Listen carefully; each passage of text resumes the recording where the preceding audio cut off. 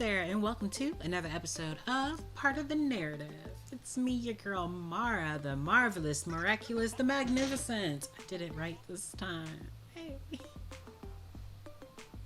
Eventually, I won't have to tell you guys that I did it right. I'll do it right every time, and it'll be second nature. It's about practice. It's about consistency. It's about determination and perseverance. Yes.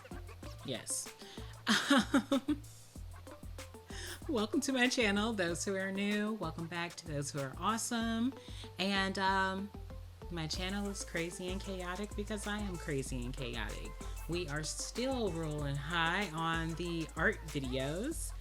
And I was really happy with that last video on kinetic sculptures. So we're gonna watch another type of kinetic sculptures. He did wood. This guy does fluid sculptures. Yeah.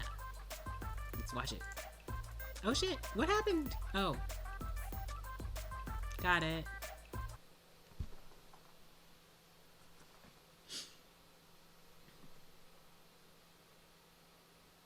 That's so cool.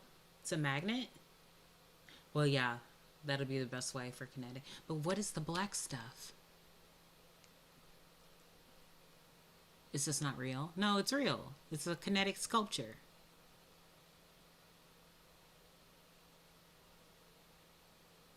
Oh, it's so cool.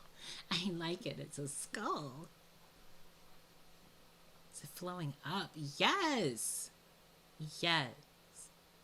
Oh, there's no sound. Oh. No. Metal worker and builder. Sorry, y'all. Let's go back. Okay. I just remember it was so captivating, really kind of alien-like. This strange-looking material is not computer-generated. What you're seeing is a liquid with nano-sized particles of iron in it, reacting to a magnetic field. It's That's called so cool. ferrofluid. It was first developed by NASA, and artist Eric Mesmerizing has been using it in his work for the past 12 years. Every single sculpture I feel like I tackle with ferrofluid.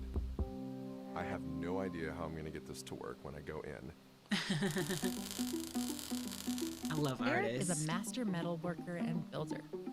Yeah, hell yeah, to get your hands on He some built this shit like giant that. clock and a literal metal jacket. My father, when I Jesus. was 11 years old, he got me an anvil, and I started blacksmithing. When I was younger, I would make all sorts of stuff from gates, ornamental spoons, and swords. But ever since coming across ferrofluids in a scientific article as a graduate student, he's been captivated by it. The more I read about it and the characteristics of it, the whole time was thinking, man, I really want to do something with this stuff.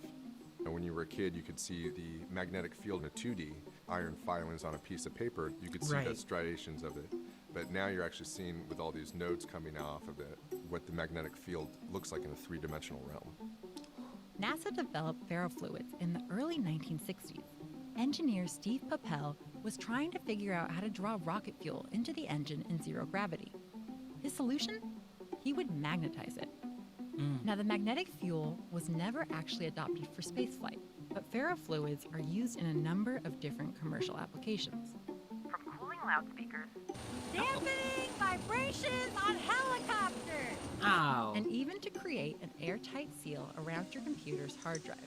Oh. It's been used for many different things, but what I use it for is none of those things. I use it to show off how beautiful it looks. How much does it cost? What Mara, you're you too seeing broke is to do Eric shit like increasing the this. power to the electromagnet until eventually Ferrofluid? the fluid jumps. And it forms into those little cones because that's the magnetic field, but also, that's least resistance too. Once something gets skinnier and skinnier, and then it, goes right up towards the magnet itself. The very first time I got ferrofluid, I had it shipped from a company called Ferrotech, and they're the ones that make ferrofluid. I noticed instantly that it was begins with an F. totally They sell it on easy. I mean, Amazon. it's like black ink, so I had ink all over myself. But I would purchase natural magnets and move it around and just stare at it and go like, wow, this is crazy. It's a toy. But even the That's a characteristics of me toy. playing with it with the magnet Y'all, was different than what I thought. hold on. It wasn't quite moving how Hold I on wanted a it to goddamn move. second.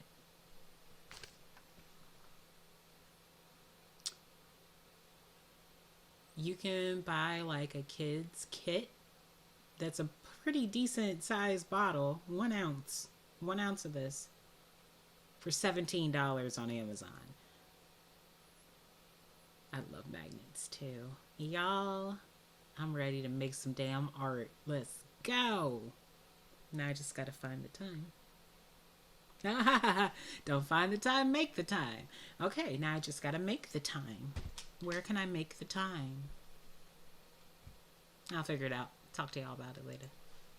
Where I envisioned it moving, but it was I love nonetheless learning. still intriguing and beautiful to me. So awesome. I decided to do my first project, which was the machine effect in effect. I made a very large sphere. There was a huge natural magnet inside this sphere. Teaching himself how to code, Oh my God. Eric programmed the movement of the magnet so it would seemingly become attracted to a viewer who approached the sphere. Oh, I think there's something really important about connecting people with a piece of work, not only just visually, but what you're doing is affecting it. For his next project, Eric built a wall of ferrofluid that would mirror the shape of the viewer standing in front of it. How? I was originally thinking of, that pin toy where you would like push your hand in and all the pins would come out and make a shape of your hand. I really wanted to do a version of that was with just this fluid. And as you would walk in front, it would make a very, 8-bit kind of representation of you in real time. I made 320 electromagnets, and I placed it behind this wall. And I had a pump that would recirculate the fluid up to the top and run over the surface of it. Oh, I had to build all of the computer chips, computer components, Jesus, write the program. that's beautiful. I built every single magnet, every single problem I ran into, I kind of had to figure out how to solve it. My Eric God, quickly this ran guy into is issues smart. with the pumps that circulated the ferrofluid. Right. These cheap pumps that you buy have a magnet, and they kind of spin around, and that's what turns it. All this fluid, it's just dragging around on the pump system. So it was adding tons of resistance, and every half hour, 2 hours, I was blowing them out. I finally decided I'm just going to tip the whole thing over and make it into a pool. And so that was my third piece. That one's called Ferroflexion Pool. I was in a class, and it was an interactive musical class. And there was a professor there who specialized in what's called Max MSP. And it's a way of programming for a lot of stuff in the music industry and lighting and things timed. An image is captured. You know what? From an I'm old taking a Xbox. pause. We're taking a pause to talk about how brilliant this freaking guy is. I really like that I clicked on this, for one, because this is important on the evolution of an artist. As you live life, as you meet people, as you do weird workshops and random classes and I'll attend a lecture on this, you can find something that can give you something new, that can take you to the next level with your stuff. And look at this shit. He said he ran into a problem and he thought, hey, let me try it this way. Completely turned the art piece on its head, just knocked it over and made it a whole pool that does the same thing because he had problems with the first thing. But you see, he didn't give up on the first thing. That piece is still there. He's probably fixed the original problem by now, but you gotta keep trying. If one way doesn't work, you hit a wall, take a step back, see if you can find another path. If you can't, take a break. Okay? All right. Computer program tells this microcontroller right here in the center, and then this so microcontroller tells these driver boards which magnets to turn on or off. And it just makes a real pixelated, simple same thing they do with the representation Christmas of what it's lights. picking up through the camera. The whole Got time it. in the class, everyone else is working on their music projects. I am trying to build a program for the sculpture I want. Tons of wires, tons of connections, tons of problems left and right, and eventually it got working. As Eric built on his experience with ferrofluids, he had to learn more and more love about that magnetism. piece. and how to build his own electromagnets. Oh my In goodness. science class, your professor would take a nail, and then you'd wrap the nail with copper wire, and then you'd Yeah. connect it to a battery, and then you could pick up, little paper clips or whatever. That's what I was going for. Using the same concept, Eric built larger and more powerful electromagnets to make the fluid jump further. Well, when I Dangerous, first though. turned it on, we weren't sure if it was working, so I kind of waved a crescent wrench over it, and it immediately just sucked it out of my hand and stuck right to the magnet. As he built stronger magnets, he faced new challenges. Heat is a huge factor with magnets. So if a magnet gets too hot, it gets saturated, and meaning the magnetic field isn't really that optimal for how much current you're really putting into it. Eric developed a coolant system for these larger, more powerful magnets. So this is the next electromagnet. This is the bottom part of the coolant system. So this places in here, and another version of this coolant system goes down here on the steel. So it's being cooled from both sides as well as through the center. In And what his are you using? 2016 piece, God, I Killing love this. Time, Eric says he built his strongest electromagnet yet.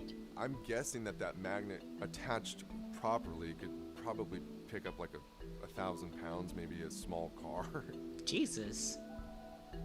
Oh, it's so beautiful. Look at it though. So worth it. My father, Yes. he was very much of a builder as well as being an artist. So I was helping out my father, like physically build stuff when I was a very young kid. He introduced me to the foundries. Loveland, Colorado have some of the biggest foundries in the nation, surprisingly. It started with mold making and wax chasing, and then I moved up to pouring molten metal and to welding, and then eventually No, lead I had to welder. pay somebody for that. Most of the other lead welders were, in their young 40s.